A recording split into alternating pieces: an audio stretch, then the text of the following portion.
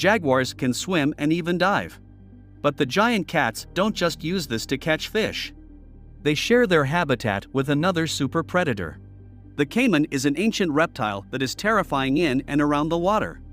Its thick, plate-covered skin makes it almost impenetrable, and that huge mouth won't let go of even the most stubborn prey. The jaguar takes advantage of the surprise factor by approaching the caiman from the water side. The cat has no margin for error. Getting severely injured in the wild is a sentence. After making a precise throw, the jaguar grabs its prey by the back of the head to control its jaws.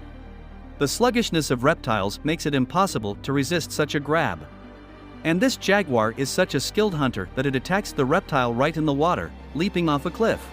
In addition to the caiman, water must also be fought. Leopards' cheetahs are made for speed, but the jaguar is a concentration of power. The best among the best is not even in its own field.